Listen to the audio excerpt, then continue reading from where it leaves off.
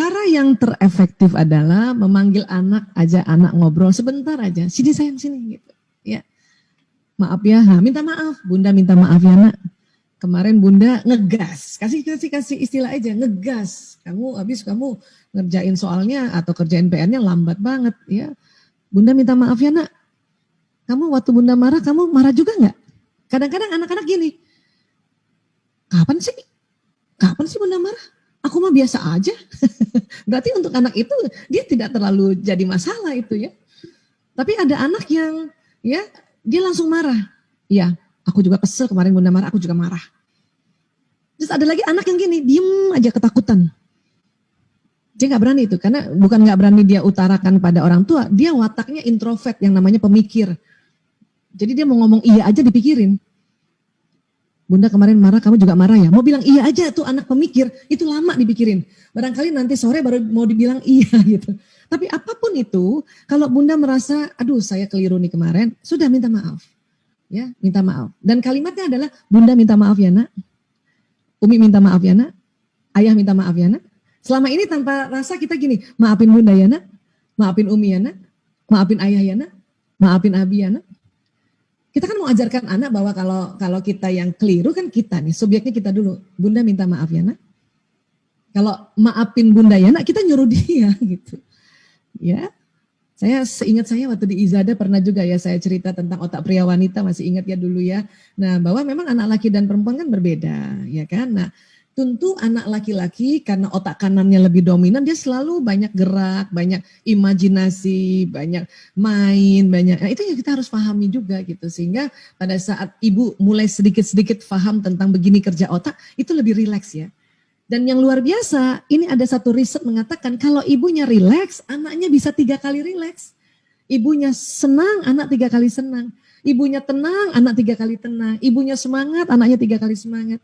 Begitu pula kebaliknya, ibu marah, anak bisa 3 kali marah. Ibu galau, anak 3 kali galau. Ibu kesal, anak 3 kali kesal. Untungnya yang negatif-negatif ini jalannya lamban, dia punya penularan. Apa sih yang menular Bu Aisyah? Ya, gelombangnya. Jadi di tubuh kita tuh ada vibrasi. Kalau saya boleh sharing boleh nggak ya? Saya sedikit sharing ini. Bolehkah? Sebentar. Jadi kalau ya ini yang membuat seseorang itu nular ya. Ibu kayaknya nggak ngomong ya, tapi nular sebentar. Boleh ya? Waktu itu saya kayaknya pernah sempat cerita juga ya waktu di Izada, tapi saya ulang nggak apa-apa ya. Nah, jadi emosi ini kan sudah jalan di badan, ya lewat sistem saraf. Nah, ternyata tubuh manusia bukan hanya badan seluler, ada namanya badan bioplasmik. Tubuh manusia itu keluar cahaya, keluar nur. Atau keluar namanya gelombang elektromagnetik. Dari mana Bu Aisyah keluarnya ini? Dari pembuluh meridian. Ini ada di bawah kulit. Dia bentuknya lubang-lubang, lubang energi. Dia ada pintunya, tapi pintunya bukan buka ketutup atau sliding door gitu. Dia berputar. Berputar kemana? Ke kiri, kayak orang tawaf. Kalau putarannya lancar, sinyalnya lancar keluar. Kalau putarannya lambat, sinyalnya lancar, ya keluarnya itu lambat. Dari mana ya? Dari mana sih gelombang ini Bu Aisyah? Dari makanan minuman. Diproses di mana? Di sel tubuh. Dan sel tubuh ini ada triliunan di tubuh kita. Makanya makan minum harus halalan thayyiban. Agar apa? Agar energi yang untuk badan kita, untuk organ-organ tubuh itu halalan thayyiban. Dan gelombang yang keluar itu halalan thayyiban. Belum lagi kita isi gelombang ini yang keluarnya halalan dan thayyiban. Halal dan thayyib, halal dan bagus. Ya. Nah, apa yang diucapkan itu bisa jalan di badan, tadi kita sudah lihat ya. Dan apa yang kita emosikan ini kan jalan di badan. Kalau Bunda marah terus, kemudian tidak cepat-cepat move on, maka marahnya jalan di badan, ingat? Kemudian kerjasama lagi dengan kolb, dengan jantung. Jantung ini punya kekuatan 5.000 kali, ya frekuensinya, kekuatannya dibanding gelombang otak. Makanya keluarnya di kolb ini, hati-hati. Ya, dan ini akan menular sekeliling, menular sekeliling. Ya. Dan kenapa anak 3 kali Bu Aisyah? Karena sinyalnya anak sama dengan bundanya. Kenapa? Karena tempat organ sel yang memproduksi gelombang ini dari sel telur ibu, bukan sperma ayah. Jadi kalau saya, nama saya Aisyah Dahlan, Dahlan itu nama ayah saya.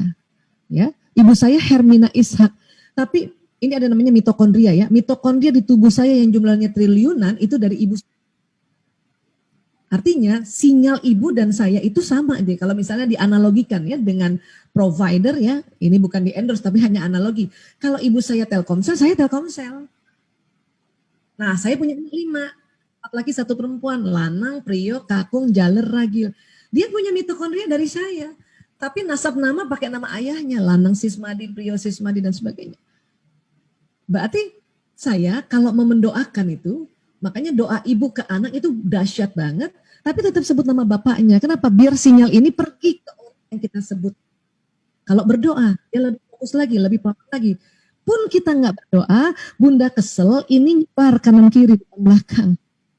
Dan anak bisa 3 kali kesel. Untungnya juga kalau lagi kesel, sinyalnya itu jalannya incoherent nih, jadi lambat kenanya. Kenapa? Ditunggu, kita delete nggak dengan istighfar. Ya, jadi sekali lagi ini akan membuat ya walaupun kita nggak ngomong tapi kesel minta ampun itu nanti nular sekeliling kita. Bahkan ya orang yang di rumah kita, asisten rumah tangga kita juga kena itu. Inti magnet di rumah itu adalah ibu. Apalagi terhadap anak ya. Kalau suami gimana Bu Aisyah? Kalau istrinya marah, suami 1 kali marah, tapi anak yang 3 kali marah. Ya, istri senang, anak 3 kali senang, suami 1 kali senang. Kenapa dia 1 Bu Aisyah? Karena dia frekuensi beda. Saya sama suami, saya Telkomsel, dia XL. Kan gitu. Tapi kok bisa nyambung XL ke Telkomsel? Ya bisa dong. Kita nelfon dari Telkomsel ke XL bisa kan? Tapi karena sudah terus ada hubungan intim suami istri, ritual hubungan intim suami istri itulah, maka membuat sinyal istri walaupun bukan dari provider yang sama, dia providernya beda, tapi jadinya selaras. Paling tidak, kalau telepon saya sering telepon suami saya, walaupun kita providernya beda, tapi di quick access itu, quick access telepon, nomornya suami saya nomor 1 duluan. Seperti itu kira-kira. Ya, nah, yang sama si suami dengan siapa? Dengan ibunya. Itulah makanya buat teman-teman yang masih punya ibu mertua, ya, ibunya suami itu harus dihormati. Bikin ibu suami senang, maka suami akan 3 kali senang, Masya Allah. Bu Aisyah, saya baru tahu ini, ya ibu mertua saya sudah meninggal, doakan. Arwah itu selalu ngelihat kita. Bayangin yang doakan bukan hanya anaknya, mantunya. Itu langsung bilang, ya Allah, kasih senang itu suaminya, anak mantuku itu ya Rob. Kenapa? Saya dikirimkan Al-Fatihah terus ya Rob. Dan lebih dekat lagi, orang udah meninggal, lebih dekat pada Allah itu lebih gampang lagi. Jadinya sekali lagi ini asik banget kalau cerita tentang mertua dan mantu ya. Bulan depan saya ada seminar umum. Cerita judulnya mertuaku sayang, menantuku sayang. Nah, ibu-ibu boleh ikut nanti ya. Supaya apa? Supaya kita tuh betul-betul yang namanya berkah-berkahnya ibu mertua, terutama orang tuanya laki-laki, itu kita akan bahas dari semua sudut-sudut sisi-sisi sehingga kita, ya Allah, walaupun memang nggak cocok, karena itu tadi ya usia doang, karena usia sama watak ya. Tapi gimana caranya bikin senang dia? Ya. Berbahagialah yang ibu-ibu yang punya anak laki-laki. Kenapa? One day kalau punya mantunya suruh ikut training dulu Bu. Supaya ya, ibunya laki-laki ini ya, difahami bagaimana sampai harus dihormati. Orang istri panggil, ibunya panggil, suami harus datang dulu ke ibunya, baru ke istri. Kenapa? Dari sisi sinyal saja, suami itu lebih pengaruh sinyal ibunya daripada istrinya. Seperti itu kurang lebih.